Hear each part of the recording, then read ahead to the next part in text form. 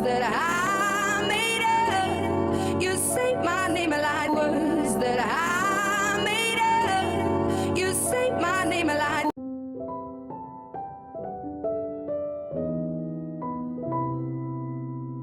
Hip-hop mogul Irv Gotti passed away today on February 5th, 2025. He was 54 years old. Irv Gotti is known for being the founder of Murder Inc. Records. Now, Murder Inc. Records was known for artists like Ashanti, Ja Rule, and Charlie Baltimore, to name a few. When I was about 13, 14 years old, Murder Inc. was the sound for me.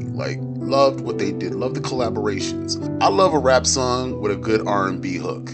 My own personal preference. So I really enjoyed what Murder Inc. did in the early 2000s. But right around 2003, 2004, there was a tonal shift.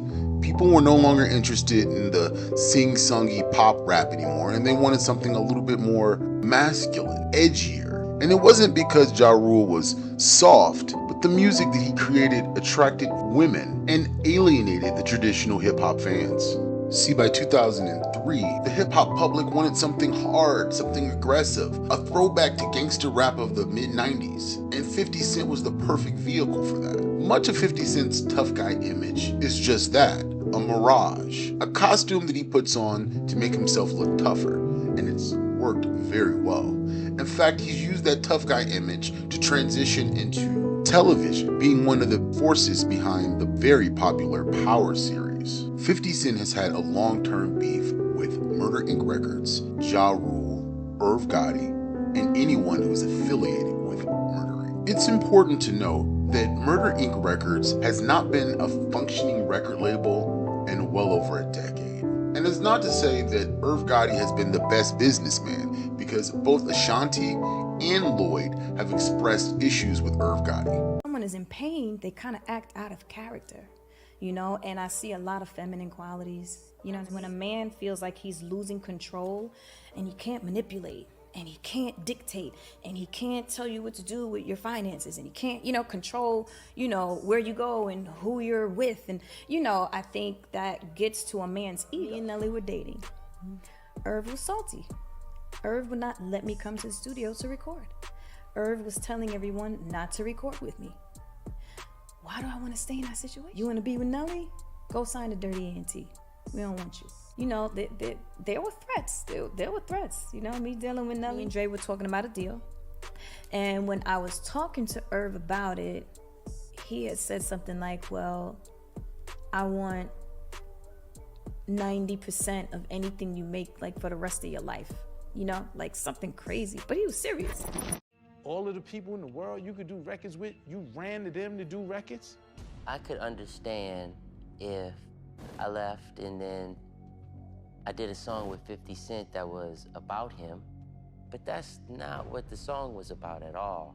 I was on MTV and they asked me about Lloyd. I said, yeah, let that nigga get hit by a truck or something. I don't give a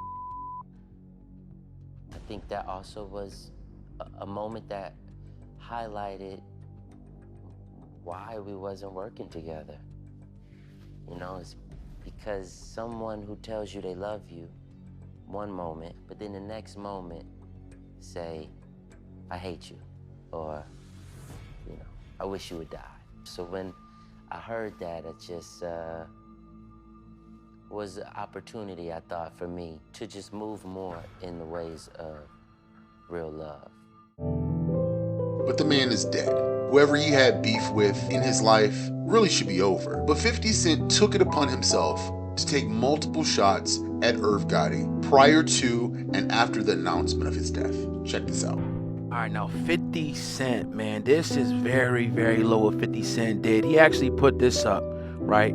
I'm smoking on a Gotti pack. Nah, God bless him. He shows himself actually smoking with a RIP sign. Oh my goodness.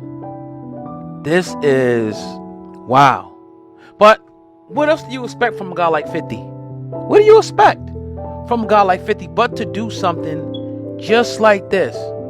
That is unbelievable, man. But again, remember when Rick Ross was almost on his deathbed a few years ago, he said if he dies, he dies. So, do you really expect anything different from a guy like 50? Do you? Nothing I would ever do, because I don't think you play with death like that. You don't play with people, who passed away. But look, the drill rappers do it all day, right? The drill rappers do it all day long. They make fun of people that passed away. They talk about people that passed away. And they even go to the gravesite sometime. A dude was made famous from going to somebody's gravesite and pretending to dig it up. One dude urinated. It's wild stuff. So what do y'all think about what 50 Cent just did to Irv Gotti's grave, man? And I get it. They was nemesis, and all that. And part of it's joking, I guess. But this is dead wrong. Historically, 50 Cent's trolling has been embraced and even supported by the hip-hop community, but it seems to be a new narrative now. People are realizing that 50 Cent only targets other black artists. 50 Cent never participates in anything related to black empowerment. In fact, he's not involved in any charities. The only thing 50 Cent cares about is his wealth and his beefs. Recently, 50 Cent has started taking shots at BMF actor Little Meech because his father, the recently released Big Meech, took a picture with Rick Ross. What 50 Cent doesn't understand is the whole world doesn't live their life through his beefs. So when Big Meech saw Rick Ross, more than likely he wasn't thinking, this is a guy who has a beef with 50 Cent. In fact, 50 Cent has so many beefs, if one was to stop talking to people just because they were beefing with 50 Cent or have had problems with 50 Cent, they would almost talk to nobody in the hip-hop industry. At this point, I think it's time for us to just say goodbye to 50 Cent. Musically, he hasn't released anything in almost 20 years. And being a 50-year-old internet troll is quite pathetic. At the end of the day, Irv Gotti wasn't a perfect man. He was immature, he was petty, at times jealous, but he was also a creative, hardworking, ambitious, a father. He's as imperfect as everyone else. And I think when we leave this world, there should be a little bit of respect for that.